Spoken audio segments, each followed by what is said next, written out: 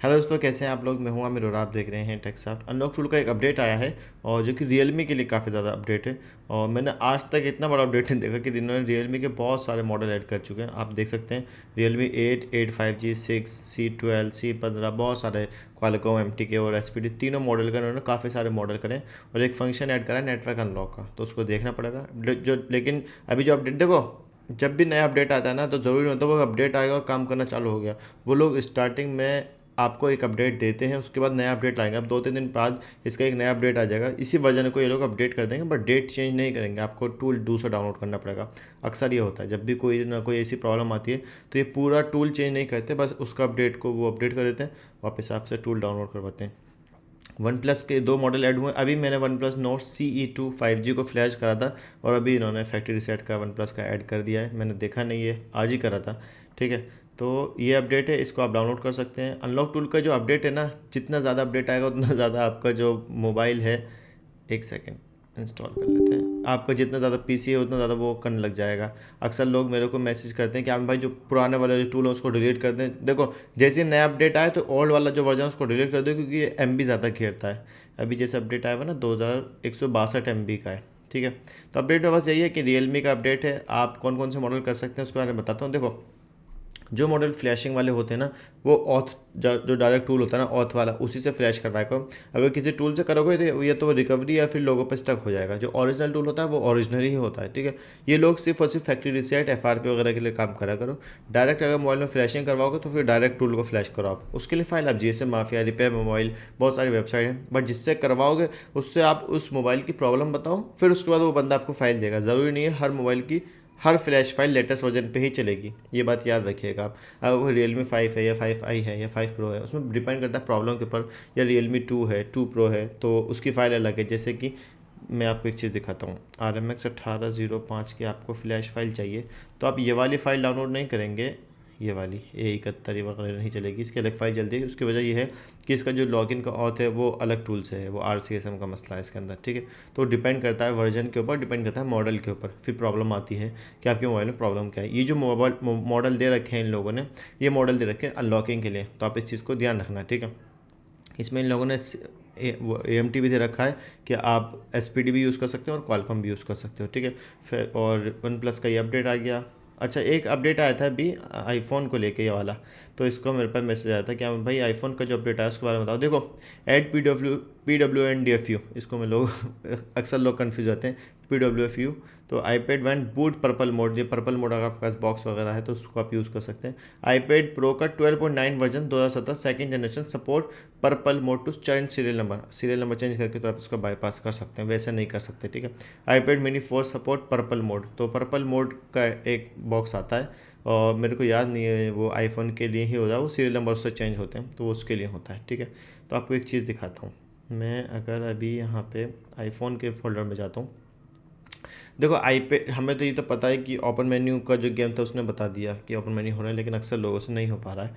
वो गेम का जो ऑप्शन है उसमें वो ऑन नहीं हो पा रहा है। तो इन लोग, अगर आप इस चीज़ को समझ गए ना, ये वाली रैम डिस्क वाली जो फाइल को समझ गए आप, तो आप इजीली कोई भी आईफोन को 5S to 10 को डिसेबल है तो बाईपास कर सकते हैं। आपको करेक्ट पता होना चाहिए कि आपका जो PC है, वो कौन सी फाइल को सपोर्ट करेगा, ये आपका मोबाइल जो है। एग्जाम्पल के लिए मैं आपको एक चीज़ दिखाता हूँ, थोड़ा समझा देता हूँ। ठीक है, कभी भी ये वाली फाइल मत डाउनलोड करो जो 7 GB के अंदर है, 7 GB के अंदर है, उसने सारे वर्जन दे रखे हैं, एरर आता है। अक्सर देखा गया है कि बहुत सारे लोग इस बात को कहते हैं कि इसमें एरर आता है इस फाइल के अंदर।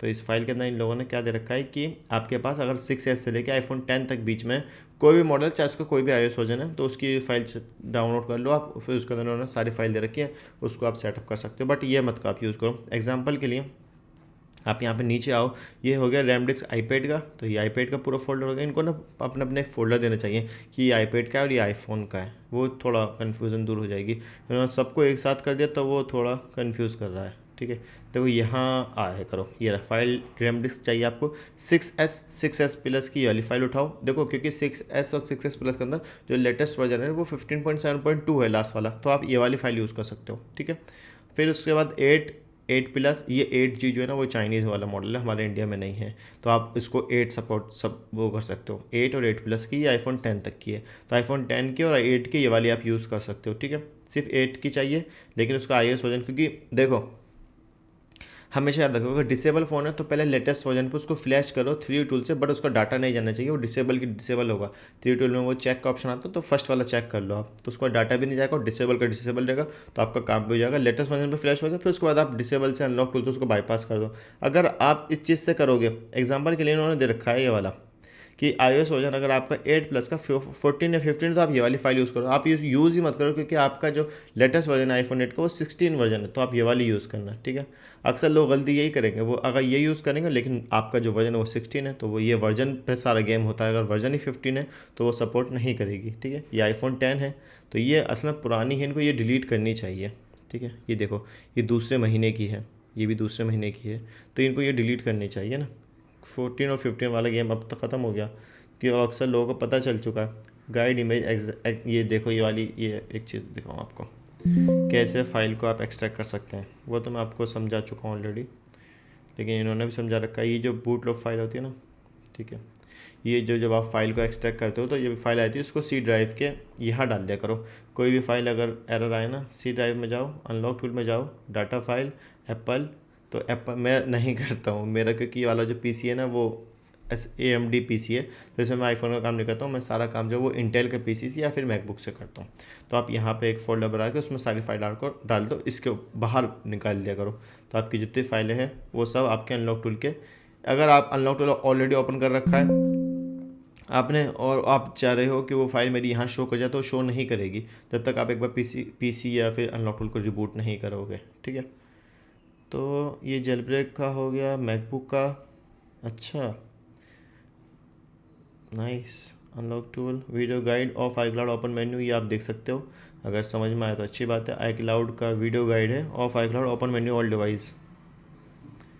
अच्छा, इन्होंने वीडियो दे रखी है, एक चीज़ देखते हैं, क्योंकि जो यूट्यूब पे इनके चैनल से थ्रू हम लोगों ने देखा, उसमें बहुत सारे लोगों के मैसेज आते हैं कि हमें भाई वो होता ही नहीं है, उसमें जो गेम सेंटर का ऑप्शन है वो ऑन नहीं होता है।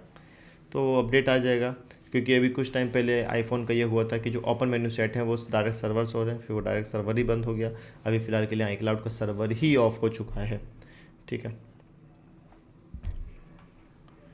वीडियो गाइड एक्सट्रैक्ट, अच्छा ये तो वही वाली वीडियो है इनकी। आईपैड तो कोई भी कर ले भाई, मसला सारा उसका आ रहा है आईफोन का। तो ये जो हो रहा है ना, ये परमानेंट नहीं हो रहा है, ये बात याद रखना। अगर आपका ओपन मेन्यू सेट है तो परमानेंट नहीं, ये बाईपास ही कर रहे हैं। तो बस ये है कि आपका अगर 11, 12, 13 है और उसका आप FMI ऑफ करना चाहते हैं तो तरीका अच्छा है। अगर काम कर जाए तो 5S to 10 है, तो फिर वो डिसेबल करके बाईपास कर लो, वो बेहतर रहेगा। खैर, उम्मीद करता हूँ आपको वीडियो पसंद आएगी। ये रियलमी का एक अपडेट है, ओप्पो का कोई ख़ास अपडेट नहीं है। ओप्पो को तो वो अभी डायरेक्ट ही है। फिलहाल सैमसंग की जो सर्वर है उसका भी अभी इशू चल रहा है, WW बहुत ज़्यादा रेट हाई है। सैमसंग FRP का जो इंडिया का रेट है वो भी हाई चल रहा है। उम्मीद करता हूँ आपको वीडियो पसंद आएगी। Thanks for watching.